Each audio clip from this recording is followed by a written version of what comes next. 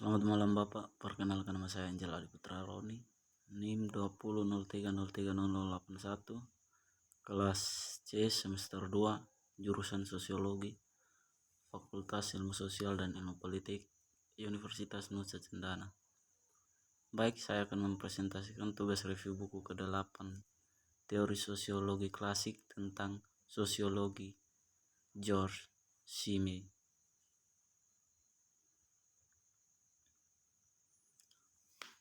Bab 1 pembahasan fragmen dari Simmel's Life and Mind. George Simmel lahir di Berlin pada tanggal 1 Maret 1858. Ayahnya seorang partner yang terkenal di pabrik coklat, meninggal saat George masih kecil. Seorang teman dari keluarga pendiri penerbit musik internasional diangkat sebagai walinya. Dia meninggalkan Simmel banyak uang yang memungkinkan dia untuk menjalani kehidupan sebagai seorang sarjana. Simmers ibu temperamental dan mendominasi. Setelah lulus dari gimnasium, Simmel masuk Universitas Berlin pada usia 18 tahun untuk belajar sejarah.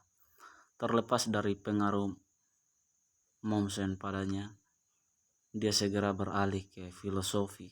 Kemudian dia menamai Lazarus dan Steinthal, pendiri Volkshochschule, sebagai guru terpentingnya, tapi dia juga belajar dengan Harms and Scheler filsafat, dengan Bastin psikologi, dengan Roysen Siebel dan Jordan sejarah. Sebagai minor kedua dalam ujian doktoralnya, dia memilih bahasa Italia abad pertengahan dan mendapat penghargaan dari Petrarch. Sosialitas sebagai bentuk permainan masalah etis dan solusi mereka. Keramahan juga muncul sebagai bentuk permainan dari etika kekuatan dalam masyarakat konkret. Secara khusus, ada dua masalah keramahan yang harus diselesaikan dengan kekuatan ini. Salah satunya adalah fakta bahwa individu harus berfungsi sebagai bagian dari kolektif yang dia anggap hidup, tapi itu pada gilirannya ia memperoleh nilai dan peningkatan sendiri dari kolektif ini. Fakta lain adalah kehidupan dari individu adalah rute bundaran untuk tujuan tersebut dari seluruh. Tetapi kehidupan keseluruhan pada gilirannya memiliki hal yang sama, berfungsi untuk tujuan tersebut dari individu tersebut. Keramahan transfer karakter serius, seringkali tragis dari masalah-masalah ini ke dalam permainan simbolis dari alam. Bayangannya yang tidak mengenal friksi, karena bayangan menjadi apa adanya, tidak dapat dibertabrakan. Individu dan masyarakat di pandangan kehidupan abad ke-18 dan ke-19. Individu dan masyarakat pada abad ke-18 dan abad ke-19 pandangan sebagai contoh sosiologi filosofis. Kehidupan individu sebagai dasar konflik antara individu dan masyarakat. Masalah masyarakat yang benar-benar praktis adalah hubungan antara kekuatan dan bentuk individu dan kehidupan individu. Pertanyaannya bukan apakah masyarakat hanya ada di individu atau juga di luar mereka. Untuk bahkan jika kita menghubungkan hidup dengan benar hanya untuk individu, konflik antar keduanya.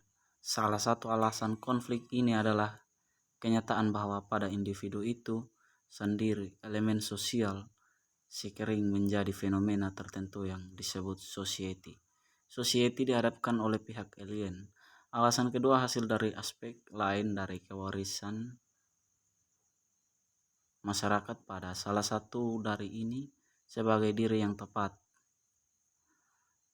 Namun setiap bagian dapat dibertabrakan dengan yang lain dan dapat berjuang untuk kekuasaan atas tindakan individu. Kapasitas ini menempatkan manusia sejauh dia merasa dirinya sebagai makhluk sosial menjadi hubungan yang sering bertentangan dengan mereka di antara impuls dan kepentingannya yang tidak didahului oleh arter sosialnya. Dengan kata lain, konflik antara masyarakat dan individu. Egoisme individu versus kesempurnaan diri individu sebagai nilai objektif. Formulasi yang disajikan menurut saya untuk menggambarkan kontras antara kedua pihak yang jauh lebih komprehensif daripada pengurangan adatnya ke dikotomi egoisme altruisme. Di satu sisi, upaya individu untuk keutuhan muncul sebagai egoisme yang kontras dengan altruisme darinya yang memesan dirinya menjadi masyarakat sebagai selektivitasnya. Namun di sisi lain, pencarian masyarakat adalah egoisme yang melakukan kekerasan terhadap individu untuk kepentingan dan kualitas banyak, dan yang individu terhadap kesempurnaan diri belum tentu merupakan ekspresi egoisme. Ini mungkin juga merupakan ideal objektif yang tujuannya sama sekali tidak berhasil dalam hal kebahagiaan dan personal secara pribadi, tetapi nilai super pribadi yang direalisasikan dalam kepribadian sosial versus manusia. Panggung yang dicapai oleh interpretasi yang disajikan tentu melampaui kontras adat antara egoisme dan altruisme. Seperti yang telah saya tunjukkan, tetapi bahkan interpretasi ini tidak dapat menyelesaikan kontras dasar antara individu dan masyarakat, dan kontras terkait yang berkaitan dengan konten yang sama, tetapi mata air dari pandangan dunia utama lainnya disarankan oleh analisis modern dari konsep-konsep sosiologis tertentu. Sekian dari saya, Bapak. Terima kasih.